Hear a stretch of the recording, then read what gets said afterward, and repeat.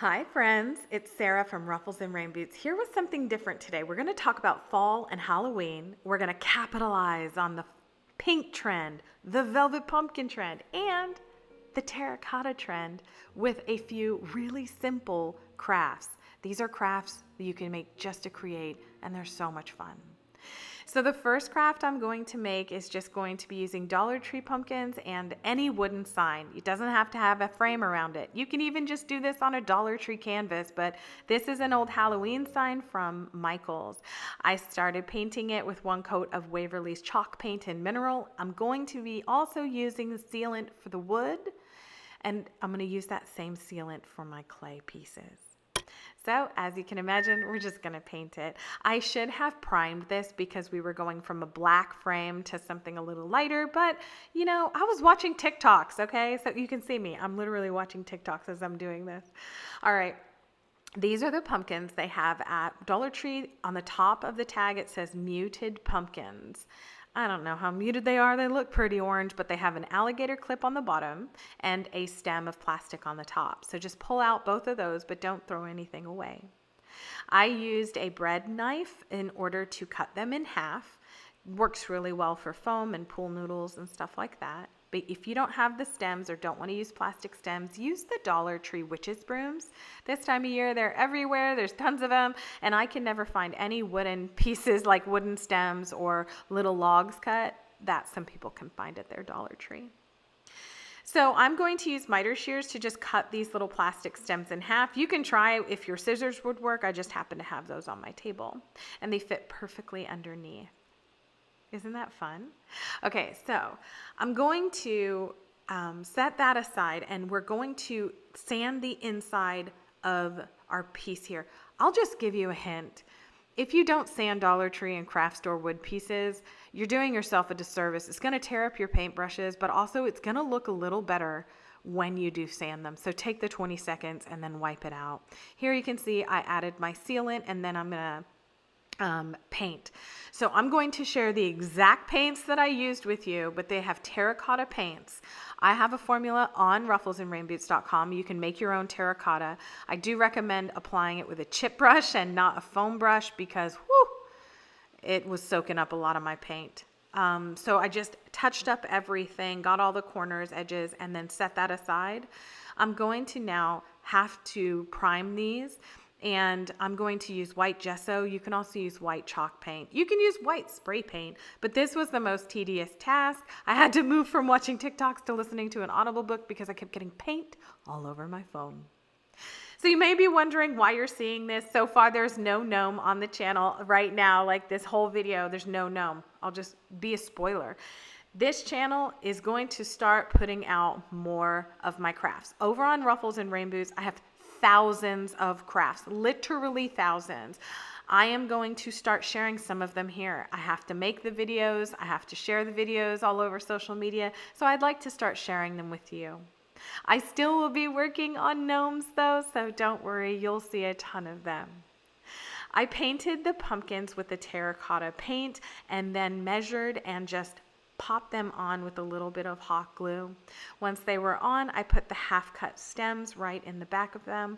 You can add some greenery if you want, but I really liked this simple look, and that's it for this one.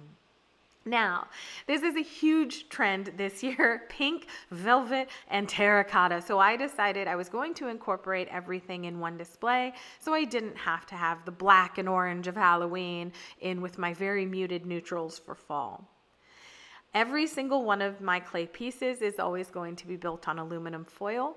This is Crayola's air dry clay. It was so old, I knew it would probably crack, and some of it did. If you have cracking in air dry clay and you don't want to like make a slurry and fix it with that, listen, use some spackling from the Dollar Tree. Just get the spackle, stick it in the cracks, and it works perfectly. All right, so I just made all of these pieces. This little ghost has now been adopted by my daughter. Super cute, super fun. Everybody who's seen the ghost so far, it's their favorite one. To make the pumpkins a little bit more sturdy, I created the ball of foil and used wire doubled over in order to create the stem. It just took some of the pressure off of the clay. All right, so I just covered everything up with clay.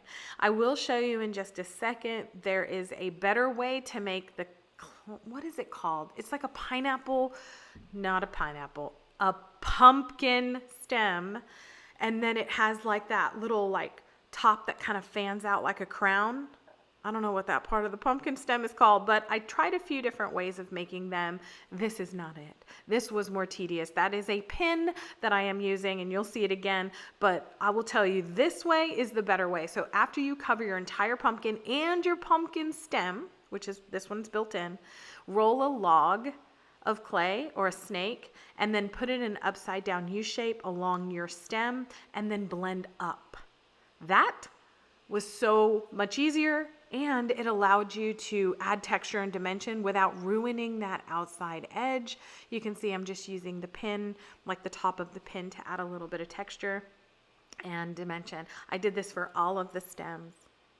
Now for the, I don't know what they're called, but the lines that go down a pumpkin, I just used the pin to just cut into the clay a little bit.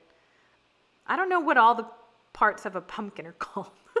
So I did have some clay left over, so I created the stems for my velvet pumpkins as well, so I could paint everything.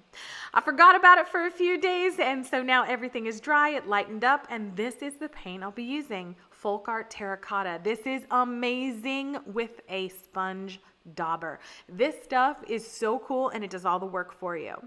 If you want to make your own terracotta paint, I do have a recipe for that over on rufflesandrainboots.com. It's super simple, but this was already done, and I loved how you had an entire set of coordinating colors.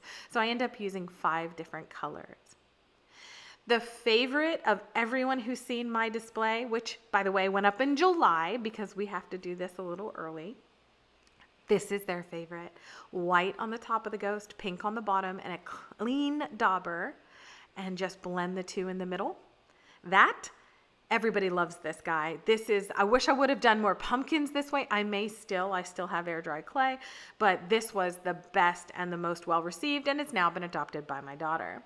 So as you can see, I just went through and painted everything, and even did the pumpkin stems. I added some, just a couple of the colors, and then added white over them.